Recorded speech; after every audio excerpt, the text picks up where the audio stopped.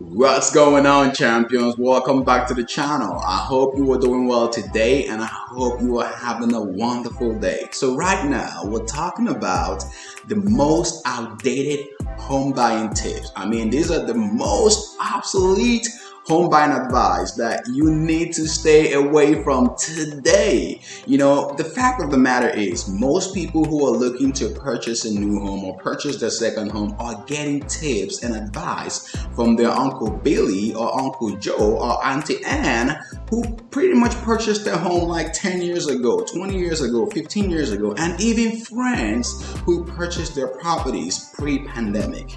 So I'm going to be sharing with you some of the most awkward, in today's market, right? Some of the most outdated tips that you need to stop taking. So you have to unlearn a few things in order to get it right in today's market, right? So if you are looking to purchase, you want to pay attention and watch till the very end of this video, because I will also be giving you a bonus tip. So I'm giving you a gift. There's going to be a website that I will leave at the end of this video, so watch till the very end. This website will help you make informed decisions if you are looking to purchase a home, and that's not my website, so I'm giving you a free bonus out there, but not a lot of people know about this website, so pay attention till the very end of this video. Okay, so before we jump in, if this is your first time hopping on this channel, or if you are new to this channel, welcome. Consider subscribing now to join this amazing community to stay informed on the latest tips for your financial wellness and financial success. And if you've been watching but haven't subscribed, hit that subscribe button now to avoid missing out. And one more thing, give this video a thumbs up and share this video with other people to help them get this information quicker. People deserve to know exactly what will be helping put more money in their pocket and help their financial situation. So let's jump right into it. So right now we're going to talk about why this is a big deal, right? Like I've mentioned, the rules of the game changes pretty quickly and people are getting outdated advice. People are getting advice that's no longer applicable in today's climate, but when it comes to the home buying process today, post-pandemic, or maybe not even post-pandemic, post-2020, right? The rules have changed pretty quickly. So I'm just trying to, get you up to speed on some of the things that I've seen from the research that I've done lately and some of the things that you need to unlearn when it comes to your home buying process. So number one thing that I want you to understand here is you must put down 20%. So this is an advice that has been going on for ages, right?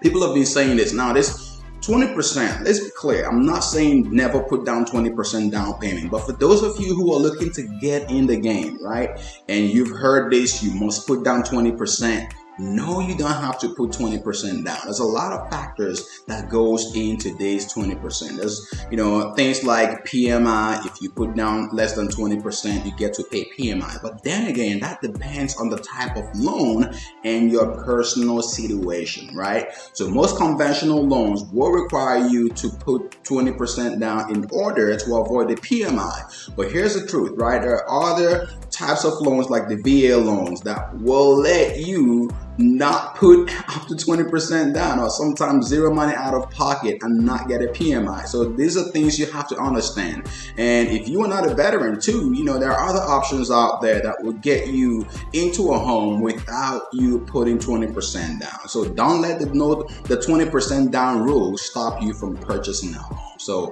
let's jump into the next one. So the next stop here is make a low offer. This is something that in today's market may not be obtainable, especially if the property is listed on the MLS. So if this property is already listed by an agent and someone is saying make a low offer, good luck. I'm not saying never make low offers, but low ball offers may not really get you into the home you want. And the fact of the matter is you have to do your research, right? Have your agent pull a competitive market analysis, comps as it's fondly called, and have them guide you through knowing and understanding the area that you are buying in and what the homes are worth. And you can decide what works within your budget instead of just throwing out 20% less than the asking price. Sometimes you really got to sit down and make your decisions before and come up with the right numbers before you actually make that offer. Because some things that we could see in the market is lenders, the home sellers are putting their homes on the market, and some of them may be listing their homes below the actual purchase the actual value of the home, right? So most of them may be undervaluing the home based on their situation. Some people go through things sometimes and you don't understand the motivation behind the sell. So when you come to someone who has already underlisted their property and you give them a lowball offer, that could lose you that home real quick. So you want to make sure you do your research, do your due diligence. I'm not saying go put in way above the asking price, but the fact of the matter is lowball offers or low offers in today's market may not be the way to go. So let's jump into the next one. So the next up here we have is schools don't matter if you have kids. I mean, how many times have you seen single people who are like, I don't have kids, I don't plan on having kids, even married folks who are like, we don't plan on having kids, but so we don't care about the school district, we just want to be in this area or something like that. So here's the fact, right?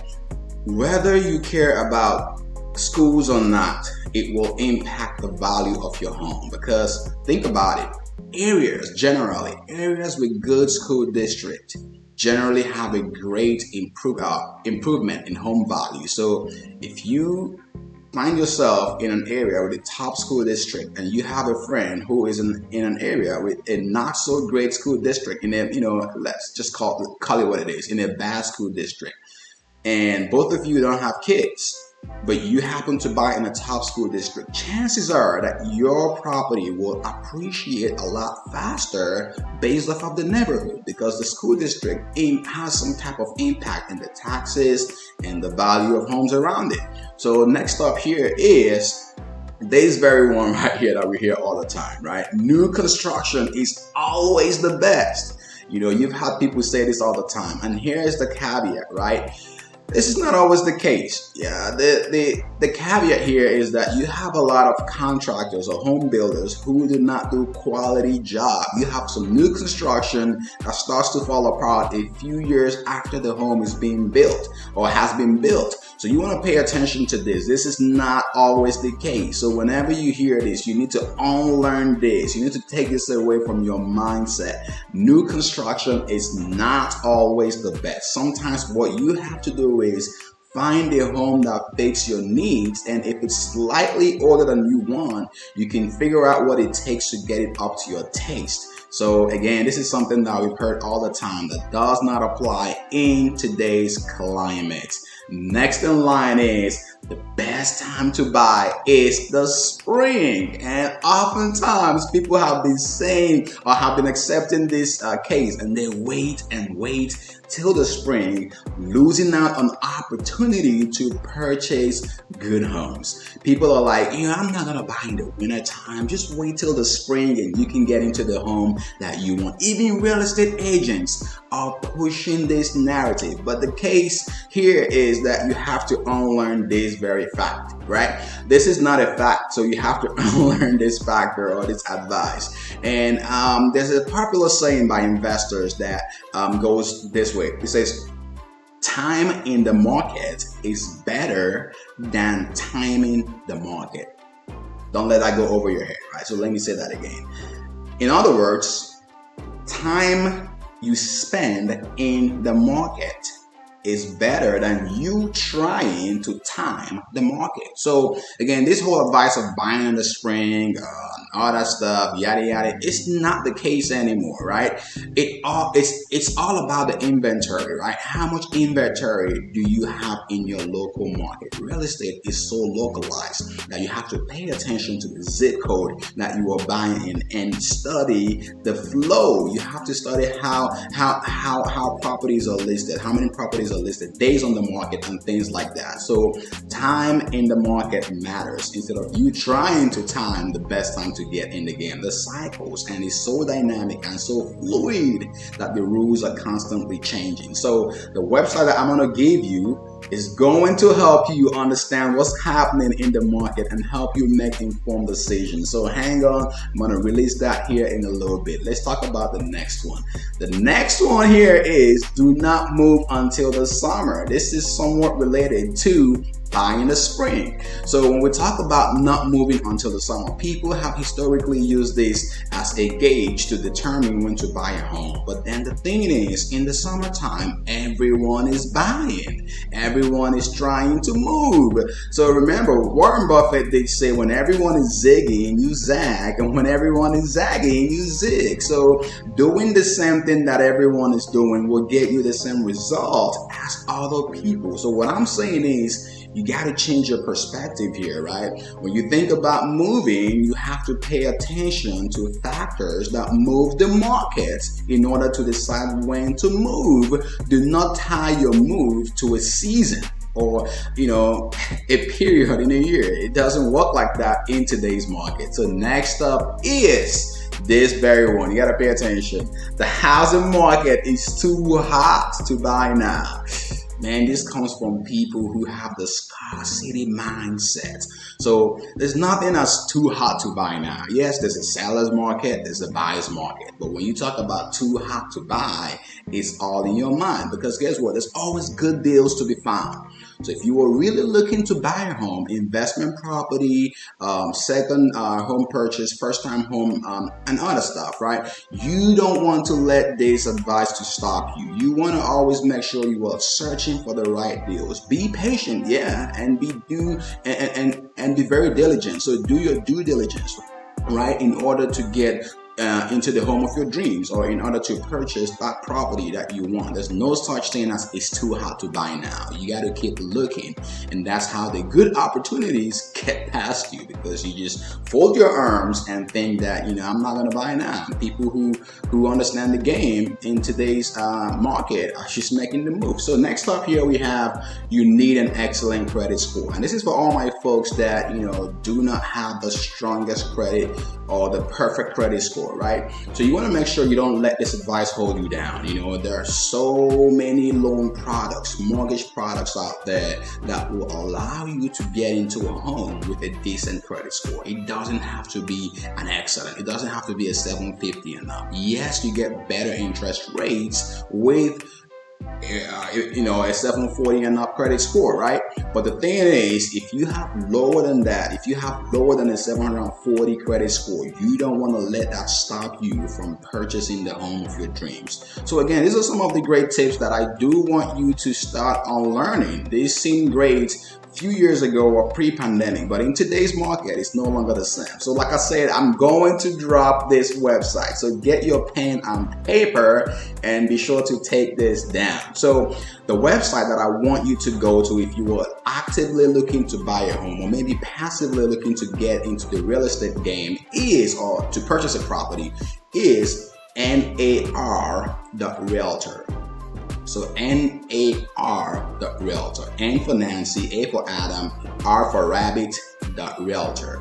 So this website is from the National Association of Realtors. It's not my website, but the thing is, you see articles, you see some experts telling you about the market in this on this website. So they give you tips and some of the clues that you won't hear from your average agent. And these are some of the things that will help you make informed decisions and know when to buy. They tell you, this is what we're seeing from a national perspective and from a localized perspective sometimes.